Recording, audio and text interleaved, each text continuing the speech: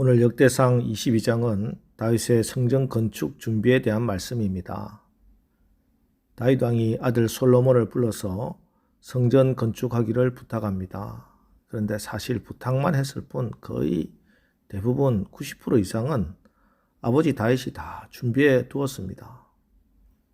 5절 다윗이 이르되 내 아들 솔로몬은 어리고 미숙하고 여호와를 위하여 건축할 성전은 극히 웅장하여 만국의 명성과 영광이 있게 하여야 할지라. 그러므로 내가 이제 그것을 위하여 준비하리라 하고 다윗이 죽기 전에 많이 준비하였더라. 2절에서 5절 말씀을 보면은 준비하였으니 준비하리라, 준비하였더라. 준비라는 말이 계속적으로 반복됩니다. 그리고 5절에는 다윗이 죽기 전에 많이 준비하였더라. 예, 다윗은 정말 성전 건축을 위해서 많이 준비했습니다. 이것은 이렇게 사용하고 저것은 저렇게 사용하라 하고 이미 성전을 건축할 큰 그림을 그리고 아들 솔로몬을 위하여 여호와의 성전 건축을 위해서 미리 다 준비해 뒀습니다. 예, 우리를 위하여 모든 것을 준비해 주시는 여호와 이레 하나님의 성품을 닮은 다윗, 또 우리 또한 준비하는 사람들입니다. 특별히 우리는 다시 오실 주님을 맞이할 준비를 해야 됩니다. 하나님 나라를 맞이할 준비를 해야 한다는 거죠. 준비 없이 신랑을 맞이할 수 없습니다. 그럼 어떻게 다시 오실 주님을, 하나님 나라를 준비합니까? 베드로 사도는 그의 편지에서 종말에 다시 오실 주님을 기다리는 우리가 어떻게 주님 맞을 준비를 해야 하는지에 대해서 이렇게 말씀합니다. 베드로전서 4장 7절로 11절 만물의 마지막이 가까이 왔으니 그러므로 너희는 정신을 차리고 근신하여 기도하라. 무엇보다도 뜨겁게 서로 사랑할지니 사랑은 허다한 죄를 덮느니라. 서로 대접하기를 원망 없이 하고 각각 은사를 받은 대로 하나님의 여러 가지 은혜를 맡은 선한 청지기 같이 서로 봉사하라. 만일 누가 말하려면 하나님의 말씀을 하는 것 같이 하고 누가 봉사하려면 하나님이 공급하시는 힘으로 할 것 같이 하라. 예. 만물의 마지막이 가까이 왔으니 그러므로 너희는 정신을 차리고 근신하여 기도하라. 예. 기도가 제일 우선입니다. 왜 우리가 기도해야 합니까? 세상 마지막이 가까이 왔기 때문입니다. 정신을 차리고 기도해야 됩니다. 십자가를 눈앞에 둔 예수님은 베드로와 제자들을 데리고 겟세마네 동산에 올라가셔서 깨어 기도하라고 당부했습니다. 그러나 베드로는 그곳에서 졸면서 기도하지 못했습니다. 그 결과 그는 예수를 부인하고 저주하고 배신하는 실패자가 되고 말았습니다.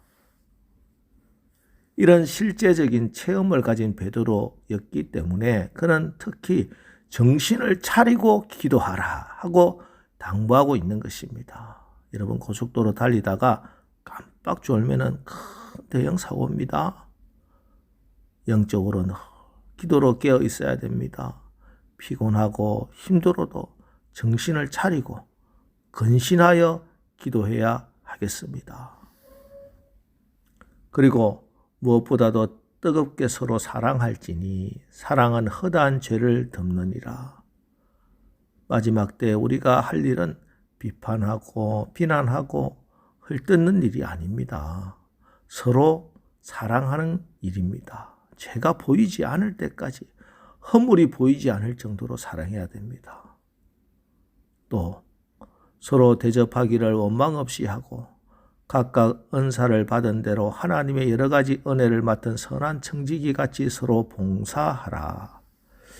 하나님 나라 잘 섬기고 교회를 잘 섬기고 연약한 지체들 잘 돌보라는 것입니다. 여러분, 마지막 심판대 앞에서 우리는 나의 삶에 대한 결산이 있다는 사실을 분명히 알아야 합니다. 주님께서 내가 너에게 준 그 모든 은혜를 어떻게 했느냐? 내가 너에게 준 은사로 너는 무엇을 했느냐고 물으실 것입니다. 그때 주님 앞에 내놓을 것이 있어야 합니다. 우리가 주님 앞에 내놓을 것이 무엇이겠습니까? 재물입니까? 이 땅에서 쌓은 업적입니까? 사람들에게서 받은 인정과 존경을 내놓겠습니까? 교회에서 얻은 직분을 내놓겠습니까? 마지막 심판 때 가지고 갈 수 있는 것은 나를 통해서 주님을 알게 된 영혼들입니다. 나의 말에 상처받은 영혼 말고 나의 기도와 사랑과 봉사를 통해서 주님의 사랑을 알게 되고 그 사랑 안에서 회복되고 변화받은 영혼들입니다. 또 주님의 교회를 위해 그리고 하나님 나라를 위해 바친 헌신과 희생도 주님 앞에 내놓을 수 있습니다. 여러분, 과연 여러분으로 인해 주님을 알고 주님 안에서 새 생명 얻고 변화받은 영혼이 얼마나 있습니까? 주님의 교회를 위한 거룩한 헌신 얼마나 있었습니까? 지금 한 사람의 어린 영혼을 위하여 섬기는 교사들, 그리고 속장님들, 그리고 주님의 교회에서 찬양으로 식당 봉사로 섬기는 모든 일들, 마지막 심판대 앞에서 내놓을 만한 영원한 일입니다. 그리고 누구를 대하든지 그 사람의 영혼을 위해 섬기는 마음을 가지고 살아가면은 마지막 심판대 앞에 설 때 주께서 너로 인해 변화받은 영혼들을 내가 알고 있다. 잘했다.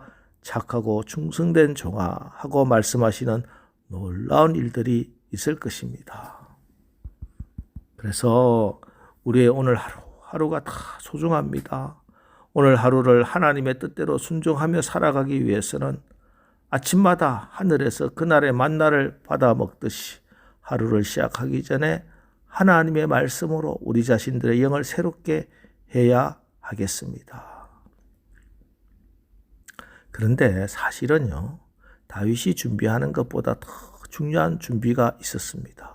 바로 우리 하나님, 여호와 이레 하나님이 솔로몬을 위해서 성전 건축을 위해 준비해 주신 것입니다. 그래서 사람이 아무리 마음으로 자기 길을 계획할지라도 그의 걸음을 인도하시는 이는 하나님이십니다.